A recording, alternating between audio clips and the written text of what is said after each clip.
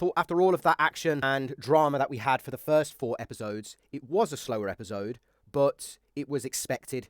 This was the midway point of the season. This was coming off the back of that absolutely epic, action-packed episode 4 of Rook's Rest. It's just what the season probably needed. It's developing important plot points, it's developing important character arcs, and setting up new storylines, plot points, going into the second half of this season. Start things off with Corlys' reaction to Rhaenys' death. Whilst this was a touching scene, I did think it was slightly underplayed, though, by Corlys, and I was expecting a lot more emotion, a lot more anger, I would say, to the Greens, and I was just expecting him to be more, I guess, aggressive. To me, it was probably the only wobble of the episode, and I was expecting a lot more reaction from him. Now, I know it's been built across the seasons that they are in love, the two of them, Corlys and Rhaenys, and I think that's why I was probably expecting more emotion from him, because of the strong bond and the strong relationship that they have. The Parade of Meleys' head, which I thought was expertly done. The CGI was absolutely on point here, and it looks so damn realistic. And I love this scene. I love that they involved the common folk within this. I love that they've got all of the heraldry and all of the Kingsguard armour going on as well. And the CGI, like I said, was on point. We could pretty much see every damn detail of Meleys' head. Now, what I did like about this scene as well is, yes, on one hand, it was a show of strength from the Greens, and it was a show of strength from Aegon and Alicent. And I did like the fact that they basically said to the common folk, this was the work of Aegon, your king, and not Aemond. And I thought that was a very interesting twist of words, or a twist of events. But also, I like the fact that they included that the common folk also believe this to be a bad omen. And it's almost backfired on the Greens as to what they thought was a show of strength and a show of victory against the Blacks and against Team Rhaenyra. So it's really great how the common folk are even starting to divide amongst themselves between Aegon and Alicent and co as well. So the thing I wanted to touch on, most importantly, was the fact that Alicent sees Aemond holding the dagger with the prince that was promised engraved into it. And that is the ultimate symbol of who is basically king in my eyes. It's one of the many signs that proves that you are either the heir or the king at this point. So him wielding this knife and wielding it so blatantly and so obviously is a clear sign that he wanted the throne. We knew that from season 1, but also it's a clear sign that he thinks he is entitled to the throne now, being the eldest son that is capable of sitting the throne. It's also made me realise, after rewatching this back, that now the common folk understand that either Aegon is missing or he's not as present as he once was. And I think that's starting to cast doubts on the leadership, and I think that will be one of the main drivers as to the political unrest going forward as well. Where this gets a lot more interesting is when Aemond steps into the room, witnesses what's going on with Aegon, witnesses his condition after the events of Rook's Rest, and this is the moment that Alicent knows it was all to do with Aemond.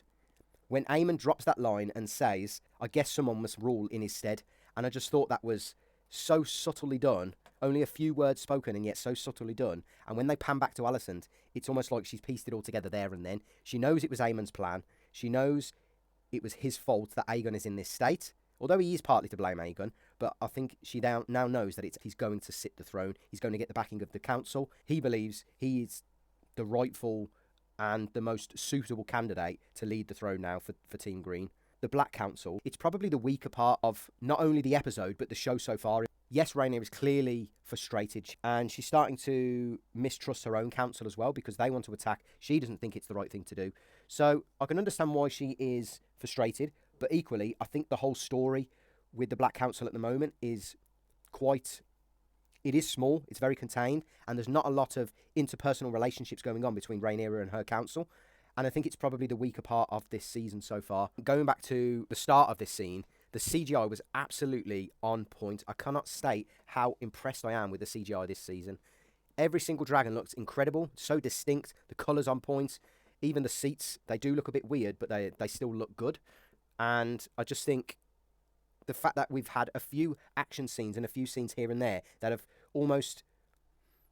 they've been shortened deliberately, but I can see why, because the money's been spent elsewhere on the dragon CGI. It makes me believe as well that we're going to get more dragon fighting at the end of this season. Then we're introduced to Lady Jeyne Arryn, and it's clear that she is not impressed by the offer of, well, Rhaenyra's offer and what she has delivered and how she has interpreted Lady Jeyne's requirements and send a barely functioning dragon with other supporting cast that really offers no value or safety to Lady Jeyne in this war. So it'll be interesting to see what happens with Jeyne Arryn and how they introduce and develop her story compared with the books, because in Fire and Blood, it's a very positive relationship that they have, herself and Rhaenyra.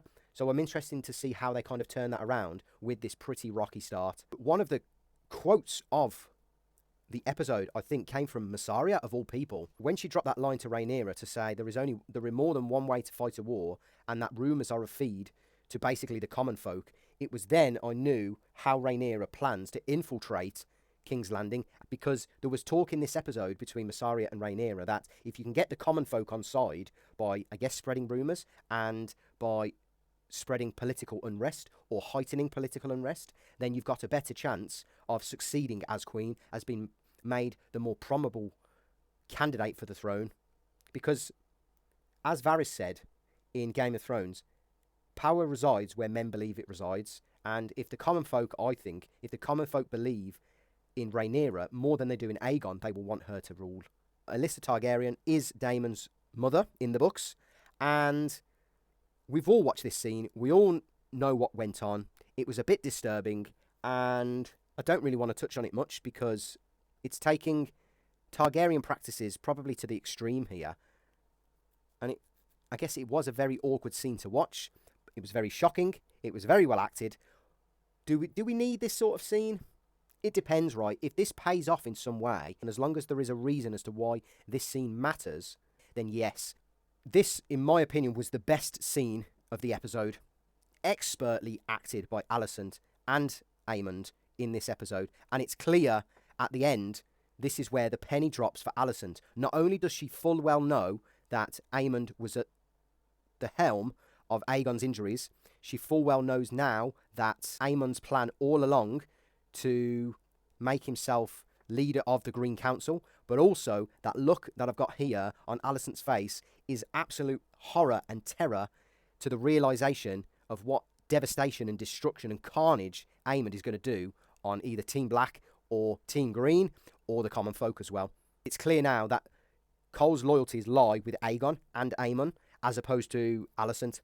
And I think that's sensible because he's got to have his duty to his king because he's a Kingsguard, and he's also got to have his duty to the guy that's basically making the decisions, the guy that's going to keep him in a job, the guy that's probably going to keep him alive, and that's Aemond. So he's clearly in a position now where if he backs Alicent, he knows he's not going to get far. He knows he's going to have no place on the council. He knows he's probably going to be at risk of losing his life himself. So it's a very smart decision from Cole to step away from this relationship with Alicent and focus his attention and his allegiances on Aemond. I thought it was a great show of strength from Jace to go here on his own, albeit he probably would have been shot down by Rhaenyra.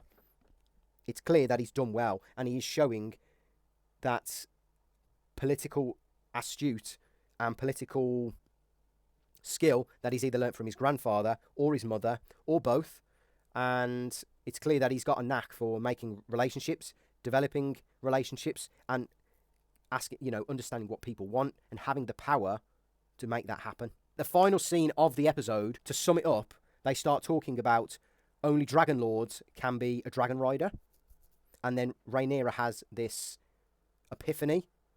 I think, yeah, Rhaenyra and Jace have this epiphany that there must be some secret Targaryens or Targaryens that have dropped off the map living somewhere that can ride Vermithor and Silverwing, which are the two unmanned dragons currently residing on Dragonstone.